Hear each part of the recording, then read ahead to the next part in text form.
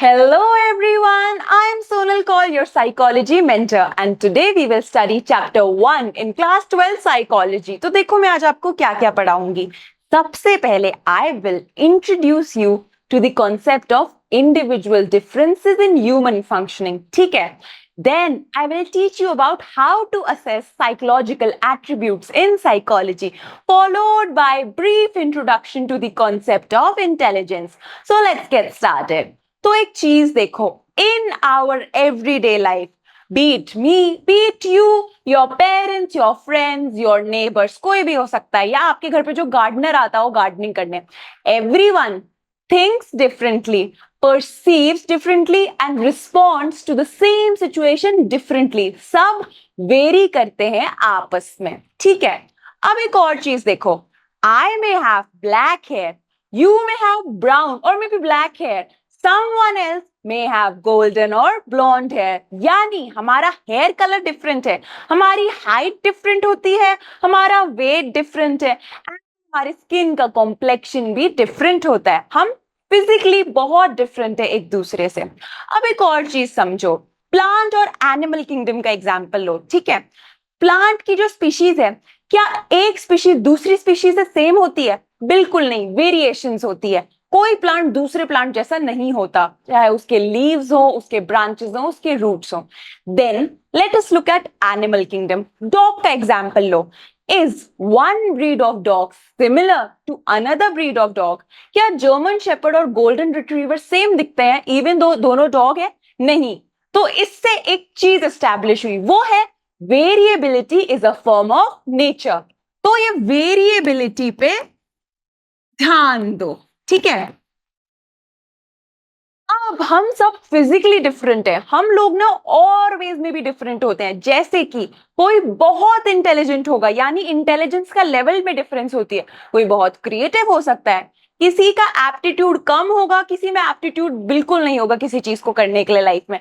हमारी पर्सनालिटीज और वैल्यूज भी डिफरेंट होते हैं. ठीक है, जैसे आई should do this, someone else may say I must not, I should not do this. ठीक है, तो अब हम समझेंगे कि इंडिविजुअल डिफरेंसेस क्या है इस कॉन्टेक्स्ट में. तो देखो, इंडिविजुअल डिफरेंसेस दो चीजें हैं, उन पे ध्यान दो. तो इंडिविजुअल डिफरेंसेस में सबसे पहले आएगा, और इस पे एकदम सब ध्यान दो, याद हो जाएगा, हमारी डिस्टिंक्टिवनेस. ठीक है, अब दूसरी चीज क्या है? दूसरी चीज है हमारी फिजिकल और साइकोलॉजिकल वेरिएशंस. तो इसी को इंडिविजुअल डिफरेंसेस बोलते हैं इन साइकोलॉजी, एंड हम डिफर करते हैं हमारे एक्सपीरियंसेस और बिहेवियर में consistently according to this view. Now psychologists were confused about one thing. You must be wondering वो क्या confusion था. तो देखो, ऐसा बोल रहे थे साइकोलॉजिस्ट कि जो हमारा बिहेवियर होता है किसी भी सेटिंग में, किसी भी टाइम पे, वो कैसे आता है.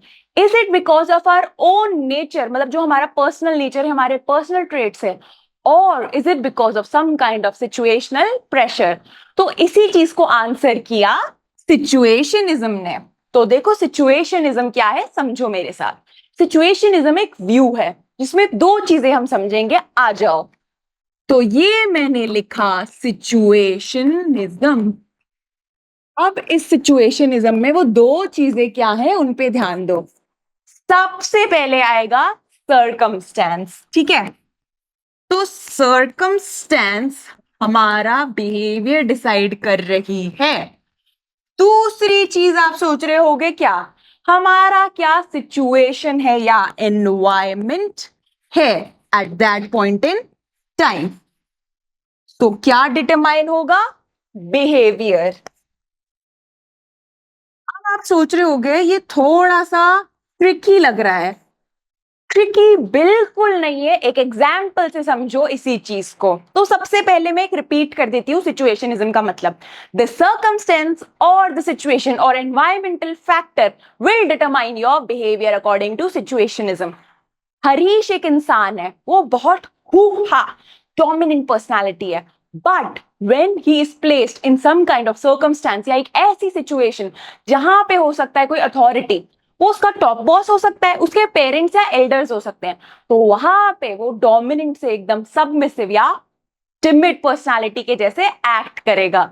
तो समझे सिचुएशनिज्म का मतलब कि किसी भी सर्कमस्टेंस में आपको डाल दिया जाए तो आपका बिहेवियर चेंज होगा, ऑल्टर होगा या उसी से डिटरमाइन होगा। ठीक है, अब हमने सिचुएशनिज्म समझ लिया है, बट उससे पहले मैंने आपको बताया था हमारे फिजिकल और साइकोलॉजिकल एट्रीब्यूट्स डिफरेंट है। साइकोलॉजी में हमारा फोकस होता है साइकोलॉजिकल एट्रीब्यूट्स, उनको हम कैसे मेजर करते हैं, समझते हैं। तो अब हम समझेंगे असेसमेंट ऑफ साइकोलॉजिकल एट्रीब्यूट्स। तो सबसे पहले इस असेसमेंट का मतलब समझो। असेसमेंट होता क्या है? असेसमेंट मीन्स टू मेजर और टू इवैल्यूएट। ठीक है, अब आप इवैल्यूएट क्यों करोगे? इवैल्यूएट अगर आप कोई एट्रीब्यूट करोगे तो आप बिहेवियर प्रिडिक्ट कर सकते हो कि सामने वाले का क्या होगा फ्यूचर में, चाहे कोई भी उसको सेटिंग में डाले।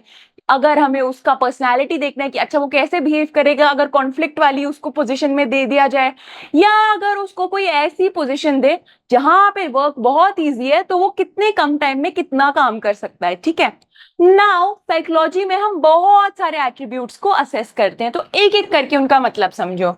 सबसे पहले ना वैल्यूज को ले लो। वैल्यूज पर्सनालिटी से कनेक्टेड है, बट सबसे पहले वैल्यूज को समझो।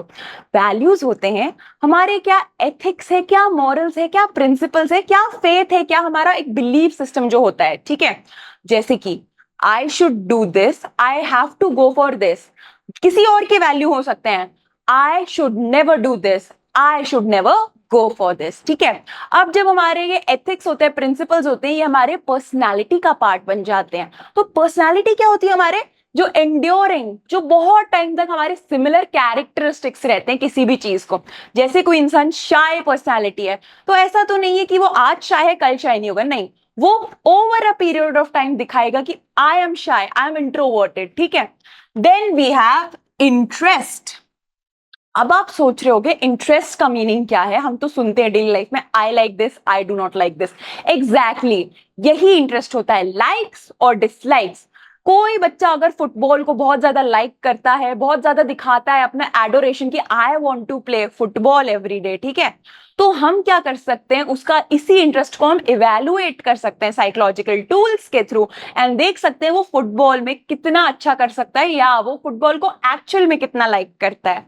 Then we have aptitude. Now what is aptitude? आप सुनते हो कि एक एप्टीट्यूड टेस्ट करवा लो इस बच्चे का या इस इंसान का, अगर इसको इस कंपनी में पोजीशन देनी है, देखते हैं कि क्या ये रोल फुलफिल कर पाएगा। तो देखो एप्टीट्यूड का मतलब क्या होता है? एप्टीट्यूड होता है हमारा अंडरलाइंग स्किल या potential to acquire any kind of knowledge in life. जैसे कोई बच्चा है, उसके मैथ्स के स्किल्स बहुत अच्छे हैं, तो हम देख रहे हैं कि उसके अंदर ऐसा पोटेंशियल या एप्टीट्यूड है कि इसे इंजीनियर बना सकते हैं या नहीं बना सकते, तो उसका एक एप्टीट्यूड टेस्ट ले लेंगे। एप्टीट्यूड टेस्ट से पता लगेगा कि उसमें एक्चुअल में वो अंडरलाइंग पोटेंशियल है कि नहीं। Then finally we have intelligence in psychology. Now intelligence is of utmost importance in psychology and खासकर इस चैप्टर में। तो देखो इंटेलिजेंस क्या होती है? इंटेलिजेंस होती है आपकी जनरल कॉग्निटिव कॉम्पिटेंस या कैपेबिलिटी, या एक जो जनरल मेंटल कॉम्पिटेंस है। ठीक है, इंटेलिजेंस को हम असेस करते हैं, क्यों करते हैं ये मैं आपको बाद में समझाऊंगी, बट अभी समझो कि हमने जितने भी एट्रीब्यूट्स की बात की, क्या टूल्स है जिससे हम इन्हें एक्चुअल में मेजर करेंगे टू प्रिडिक्ट बिहेवियर। तो एक एक करके सारे टूल्स देखो। तो चलो सबसे पहले ना इंटरव्यू को ले लो। इंटरव्यू क्या होता है? आपने सुना होगा मूवीज में, या किसी और से भी सुन लेते होगे अपने लाइफ में जिससे भी इंटरेक्ट करते हो, I have to give an interview, या मूवीज में दिखा देते हैं कि आ जाओ आपका इंटरव्यू है। एक इंसान बैठा होगा एक रूम के बाहर, वो वेट कर रहा है कि उसे बुलाएंगे एंड उसे इंटरव्यू देना है। तो देखो इंटरव्यू होता है 1-to-1 बेसिस पे एक कम्युनिकेशन, जहां पे हम सामने वाले को असेस करते हैं, देखते हैं क्या इसमें वो स्किल्स है कि हम इसे ये जॉब दे या ना दे। ठीक है, then we have psychological tests. तो देखो साइकोलॉजिकल टेस्ट्स क्या होते हैं? दे आर ऑब्जेक्टिव, साइंटिफिक और standardised tools to measure any और एवरी ट्रेट अवेलेबल साइकोलॉजिकली।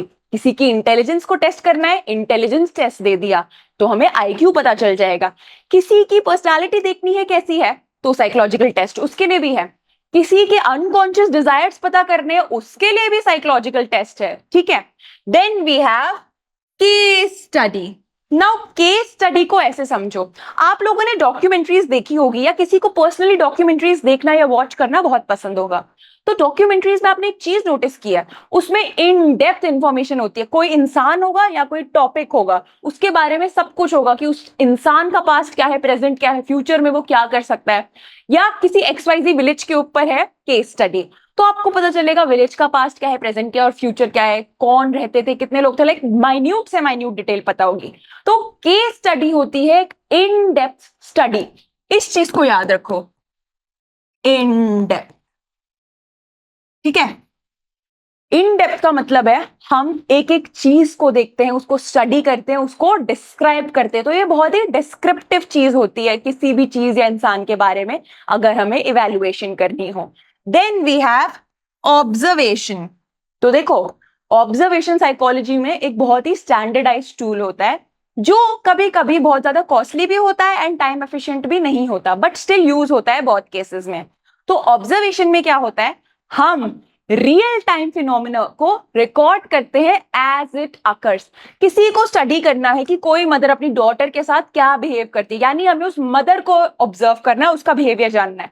तो हम मदर डॉटर रिलेशनशिप को ऑब्जर्व कर सकते हैं एंड उसको अच्छे से रिकॉर्ड करके इवेलुएट कर सकते हैं कि okay this is how she behaves with her daughter, this is the kind of person she is when given the maternal role. And then finally we have self report.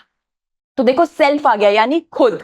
तो self report में क्या करते हो आप, an individual by themselves tell about their ideas, their opinions, their thoughts, their feelings, their values. ठीक है, अब इससे क्या होगा, हमें पता चल जाएगा ओके ये इंसान की पर्सनालिटी ऐसी है, ओके इंटेलिजेंस का लेवल ऐसा है, जो भी हमने पैरामीटर डिसाइड करा होगा।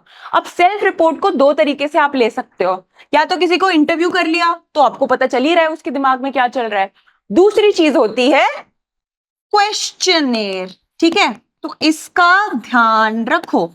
अब क्वेश्चनेयर आप सबको पता है क्या होता है, जिसको नहीं पता वो समझो। क्वेश्चनेयर होता है एक पेपर होगा मान लो, ठीक है, एक डॉक्यूमेंट टाइप चीज जिसमें बहुत सारे क्वेश्चंस होंगे।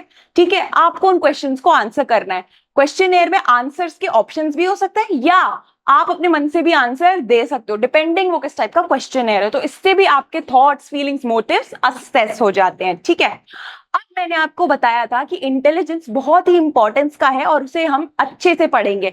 तो अब आ जाओ इंटेलिजेंस पे। ठीक है, तो इंटेलिजेंस में सबसे पहले समझो कि इसे पढ़ा क्यों जाता है साइकोलॉजी में। ऐसा क्या है कि बाकी ट्रेड्स पे इतना फोकस नहीं है बट इंटेलिजेंस पे। सो intelligence helps us to understand how we as individuals differ from each other in consistent and stable manners। ठीक है, इससे हमें पता चलेगा कि क्या बिहेवियर होगा, कौन इंसान कैसे एनवायरमेंट में कैसे कोप करेगा, किसकी रीजनिंग का लेवल क्या है, मेंटल एबिलिटी कितनी है। ठीक है, अब इंटेलिजेंस पे सबसे पहले काम किया था अल्फ्रेड बिने ने। तो देखो, जब भी आपसे पूछा जाए who was the first psychologist, तो इनका नाम आएगा आंख बंद करके। Now he has defined intelligence as goal directed and adaptive behaviour. ठीक है, गोल डायरेक्टेड का मतलब यानी एक ऑब्जेक्टिव है उसको फुलफिल करना, एंड अडैप्टिव बिहेवियर वो होता है जो सोसाइटी में आपसे जो एक्सपेक्टेड है उसे आप फॉलो करते हो। अगर आपके एनवायरमेंट में कोई प्रॉब्लम है तो उसको आप कैसे मॉडिफाई करते हो, कैसे उस मैल अडेप्टिव को अडेप्टिव बनाते हो। ठीक है, then we have Wechsler. Now who is this Wechsler, you must be thinking. Alfred Binet तो फर्स्ट वन थे यानी पायनियर थे, वेशलर भी अपने आप में पायनियर है। He is not the first one to work on intelligence but he was someone whose psychological tests are most widely used when it comes to intelligence। यानी इंटेलिजेंस के बहुत सारे टेस्ट इन्होंने बनाए हैं। अब इन्होंने भी इंटेलिजेंस को ना डिफाइन किया है। इन्होंने बोला है वो एक एबिलिटी है to reason well, judge well, understand well, and how you deal with your environment effectively। ठीक है, अब इन चीजों का ध्यान रखो एग्जाम पॉइंट ऑफ व्यू से। जो ये छोटी छोटी डिटेल्स है ना, आपसे पूछा जा सकता है एमसीक्यू के फॉर्म्स में। तो एक क्विक रिकैप करते हैं आज की क्लास का। आज मैंने आपको सबसे पहले इंडिविजुअल डिफरेंसेस समझाए, देन मैंने आपको बताए साइकोलॉजिकल एट्रीब्यूट्स एंड क्या टूल्स हैं उन्हें असेस करने के लिए, फाइनली मैंने आपको इंटेलिजेंस के बारे में समझाया। अब एक क्विक क्विज कर लेते हैं आपकी अंडरस्टैंडिंग देखने के लिए। तो पहला क्वेश्चन है, the view which states that situations और circumstances in which one is placed influence behaviour and we have a lot of options. We have, is it variations, is it situationisms, is it individual differences और is it all of the above. तो देखो, जिस भी बच्चे ने ध्यान से सुना है इस क्लास में, अच्छे से कॉन्सेप्ट समझा है, उसे पता है आंख बंद करके कि हमारा आंसर है बी, सिचुएशनिज्म। मैंने आपको सिचुएशनिज्म में बहुत अच्छा एग्जांपल दिया था, पर्सनालिटी का डोमिनेंट से टिमिड। वो क्यों हो रही थी? क्योंकि उसकी सर्कमस्टेंस और सिचुएशन ऑल्टर या चेंज हुई थी। तो सिचुएशनिज्म, ये क्वेश्चन ना याद रखो, इसके आने के चांसेस होते हैं, आपसे पूछ सकता है। यहाँ पे जैसे ऑप्शन है, आपसे एक 1 मार्कर भी पूछ सकता है कि इसको लिख दो क्या है, ऑप्शंस नहीं होंगे। बट ऑप्शंस और नो ऑप्शंस, हमें हमेशा याद होना चाहिए कि कॉन्सेप्ट का आंसर क्या है। Moving on, we have in-depth study of individual in terms of his or her psychological attributes is it interview, is it questionnaire, is it case study or is it none of the above? तो देखो, जहां पे भी in depth word दिख गया ना हमें, तो हमारा आंसर हमें पता है सी, केस स्टडी है। मैंने आपको बताया था केस स्टडी क्या होती है, डॉक्यूमेंट्री डिस्क्रिप्टिव स्टडीज, जहां पे हम इन डेप्थ में जाते हैं। ठीक है, moving on, we have Who was the first psychologist to work on intelligence? ठीक है, फर्स्ट साइकोलॉजिस्ट का आंसर ऑप्शंस देखने की भी जरूरत नहीं है, हमेशा दिमाग में याद कर लो, एल्फ्रेड बिने है। बट स्टिल यहाँ पे जैसे वेशलर भी दे दिया, मायर दे दिया या ऑल ऑफ द अबव दे दिया। कभी कभी ना बच्चे वेशलर और बिने दोनों समझ लेते हैं, कंफ्यूज हो जाते हैं कि कौन सा आंसर है, बट फर्स्ट वन में हमेशा एल्फ्रेड बिने आता है। तो हमारा आंसर है B, Alfred Binet, the first one to work on intelligence. ठीक है, so that was all for today's class. I will see you in the next class.